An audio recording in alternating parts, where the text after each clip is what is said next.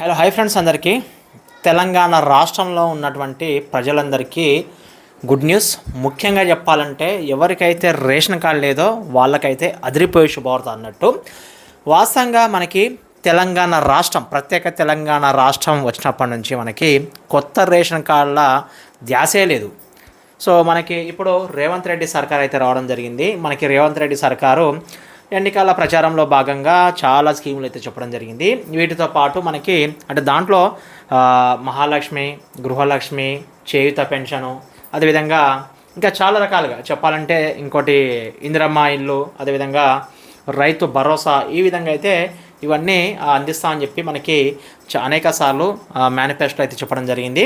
చెప్పినట్టే మనకి ఎలక్షన్లో గెలిచిన తర్వాత కొన్ని హామీలను అయితే నెరవేర్చడం జరిగింది. ఇందులో భాగంగానే మహాలక్ష్మిలో పథకంలో భాగంగానే మహిళలందరికీ ఉచిత బస్సు సౌకర్యం, అదేవిధంగా 500 రూపాయలకు గ్యాస్ సిలిండరు, అదేవిధంగా మనకి ఈ గృహలక్ష్మి పథకంలో భాగంగా 200 యూనిట్ల వరకు ఉచిత కరెంట్ని అయితే అందించడం జరుగుతుంది.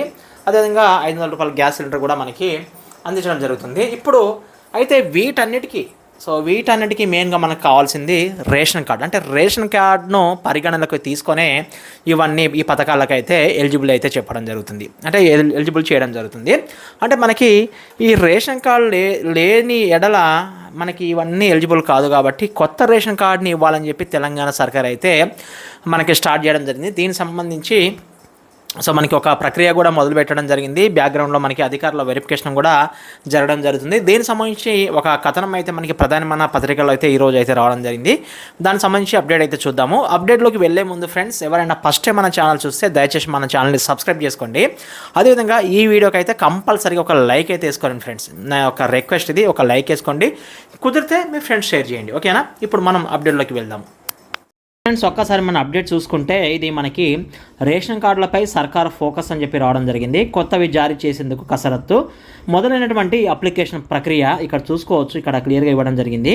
మహిళా సంఘాలకు బాధ్యతలు కూడా ఇచ్చే పరిస్థితే మనకి ఇక్కడ కనిపిస్తుంది. ఇంటింటి సర్వేతో అర్హుల గుర్తింపు, ఎన్నికల కోడ్ ముగియడంతో అన్ని జిల్లాల్లో ప్రారంభమైతే కానున్నది. ఇక్కడ కొత్త రేషన్ కార్డుల జారీపై రాష్ట్ర సర్కారు స్పెషల్ ఫోకస్ పెట్టింది. అర్హులను గుర్తించేందుకు క్షేత్రస్థాయిలో అప్లికేషన్ను వడపోత కార్యక్రమాన్ని స్టార్ట్ చేయడం జరిగింది. జిహెచ్ఎంసీ పరిధిలోని 3 జిల్లాల్లో ఇంటింటి సర్వే చేయాలని చెప్పి పౌర సరఫరాల శాఖ జిల్లా అధికారులను ఆదేశించగా మిగతా జిల్లాల్లో మహిళా సంఘాలకు బాధ్యతలు కూడా అప్పచెప్పినట్లు కూడా ఇక్కడ మనకు తెలియడం జరుగుతుంది. దీనిపై అధికారిక ప్రకటన అయితే రాకపోయినా మౌలిక ఆదేశాలతో దరఖాస్తుల ప్రక్రియను అంటే పరిశీలన ప్రక్రియ అయితే మనం జరగడం జరుగుతుంది. దీంతో గ్రామాల్లో అర్హులను తేల్చేందుకు మహిళా సంఘాల ద్వారా వివరాలు ఆరా తీస్తున్నారు. లక్షలాది దరఖాస్తులు. మనం అంటే రేషన్ కార్డు అప్లై చేయలేదు కదా, ఎట్లా పరిశీలన జరుగుతుందని చెప్పి మీకు ఒక డౌట్ అయితే రావచ్చు. మనకి ఆల్రెడీ ప్రజాపాలన ద్వారా అప్లికేషన్ అయితే తీసుకున్నారు కదండి. ఇక్కడ చూసుకోవచ్చు, 6 గ్యారెంటీల అమలు కోసం కాంగ్రెస్ సర్కారు ప్రజాపాలన ప్రోగ్రాం నిర్వహించి అభయహస్తం పేరిట దరఖాస్తులను స్వీకరించడం జరిగింది. ఇందులో కొత్త రేషన్ కార్డుల కోసం లక్షలాది దరఖాస్తులు అయితే వచ్చాయి. దీంతో ఇటీవల మంత్రివర్గం సమావేశమై ఈ విషయంపై చర్చించింది. కొత్త రేషన్ కార్డుల జారీ కోసం విధి విధానాలు రూపొందించినట్లు అధికారులు అయితే తెలిపారు. ఈ మేరకు క్షేత్రస్థాయిలో అర్హుల గుర్తింపు ప్రక్రియను మొదలుపెట్టారు. ఇప్పటికే ఈ కేవైసీ ప్రక్రియ కొనసాగుతుండగా ఆధార్ రేషన్ కార్డు లింకు గడువును కేంద్ర ప్రభుత్వం సెప్టెంబర్ 30 వరకు అయితే పెంచడం జరిగింది. ఈ ప్రక్రియ పూర్తయితే బోగస్ కార్డులు ఉంటే మనకు తెలిసిపోయి వెళ్ళిపోతాయని చెప్పి కూడా ప్రభుత్వం భావిస్తుంది. వలస వెళ్ళే వారిలో అంటే వాళ్ళలో ఒక పరిస్థితి అయితే ఆందోళన పరిస్థితి అయితే మనకు కనిపిస్తుంది.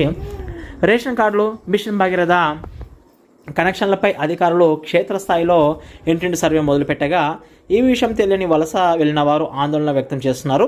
ఉపాధి నిమిత్తం గ్రామాలు వదిలి పట్టణాల్లో ఉంటున్నటువంటి ప్రజలు ఎవరైతే ఉన్నారో వారికి ఎలా అని చెప్పి అయితే వీళ్ళైతే భావిస్తుండగా వీళ్ళకి అంటే పట్టణంలో ఉన్నటువంటి తమకు రేషన్ కార్డుల సర్వే సంగతి తెలియడం లేదని చెప్పి కూడా మౌఖిక ఆదేశాలతో చేపట్టినటువంటి సర్వేలో తమ అప్లికేషన్ వివరాలు సక్రమంగా నమోదు చేయకపోయినా, తమను పరిగణలోకి తీసుకోకపోయినా తాము నష్టపోతామని ఆందోళన అయితే చెందుతున్నారు.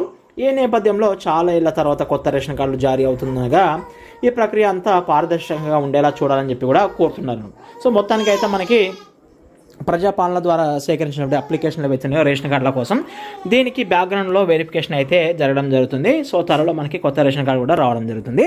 ఓకేనా ఫ్రెండ్స్, ఇవి అప్డేట్ మీకు నచ్చింది అనుకుంటున్నాను. వీడియో నచ్చితే మన ఛానల్ని సబ్స్క్రైబ్ చేసుకోండి friends. Thank you very much. జై హింద్.